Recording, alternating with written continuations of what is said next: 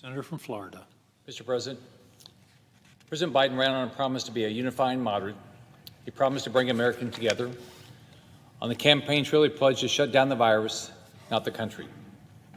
As we've seen with his vaccine mandate, the opposite is happening. Joe Biden and Democrats in Washington have adopted an agenda of systemic socialism focused on expanding government and federal control. In Joe Biden's America, the government knows better than the people, and President Biden has shown that he's eager to use government mandates to keep families in check.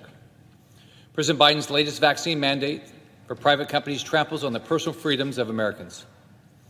This unconstitutional order pushed more Americans out of the workforce, devastated our economy with product and service shortages that cripple supply chains, and threw America into a stagflation crisis not seen since the 1970s.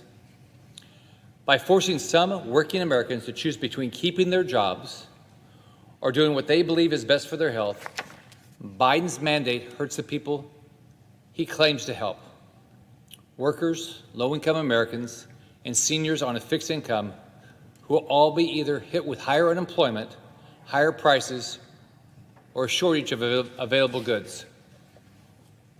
When I think about the impact of burdensome government regulations, I think about my dad. My adopted father was a truck driver. Anyone who's driven trucks or been close to someone in that line of work knows how demanding the job can be. It's hard work, and it's one of the most critical jobs in our country. Truck drivers are like the offensive linemen of America's supply chain, often overlooked, but absolutely essential to getting things moving. Our country is already experiencing a significant shortage of truck drivers. We can't afford to lose any more.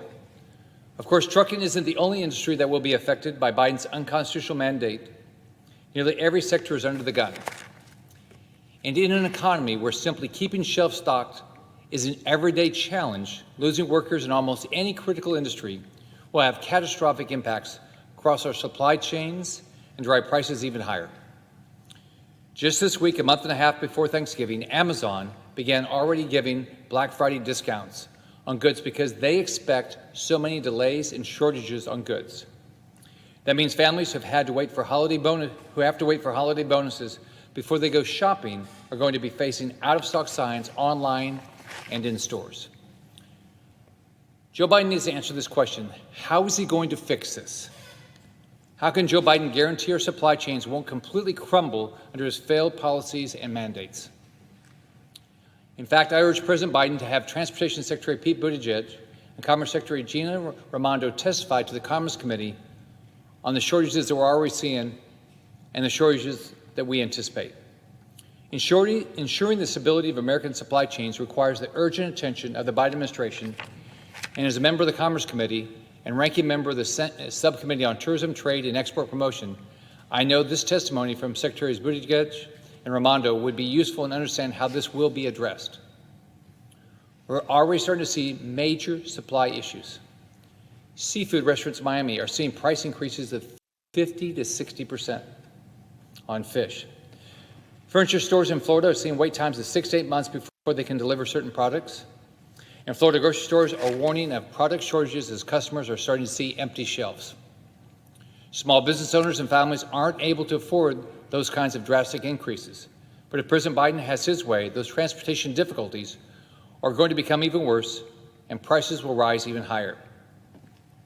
Right now, rising prices on everyday goods are forcing American families to make hard choices. I've said it on this floor countless times, and I'll say it again. Reckless government spending causes inflation.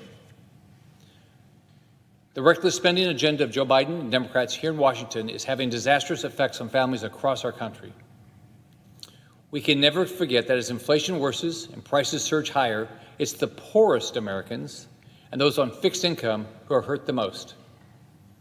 There are single moms wondering if they can put an extra few gallons of gas in the car and still afford to put dinner on the table this week. Or moms like mine who took on odd jobs to make ends meet and watched the smallest price changes at the grocery store to make sure we could still get by.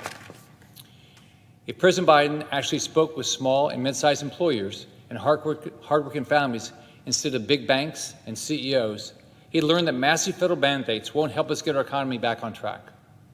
His big government mandates will only hurt us. I want to be clear. I got the vaccine, I had COVID, and I encourage every American to talk with their doctor and consider doing the same. But getting the vaccine is a choice every American gets to make for themselves. We can't give people an ultimatum to comply, quit, or get fired. It's a gross overreach by the federal government at a time when we need more jobs, not less, lower prices on everyday goods, not higher. Unlike Joe Biden and Democrats in Washington, I don't believe that government knows better than the American people. My parents didn't have much of a formal education, but they worked hard and made the choices they felt were right for the health and well-being of our family. They relied on government to keep them informed and then made their own choices. That's how government should work. That's what I did when I was governor of Florida. In 2016, Florida was faced with the Zika virus, which impacted newborns. Rather than placing mandates on pregnant women or restricting their travel to areas with local transmission of Zika, which we knew where they were, we simply informed Floridians.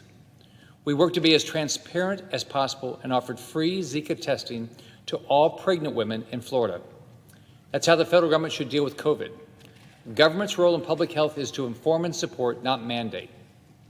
Mr. President, our country is seeing labor shortages caused by Democrats' failed policies of rewarding unemployment, paying people more to stay at home than to get back to work.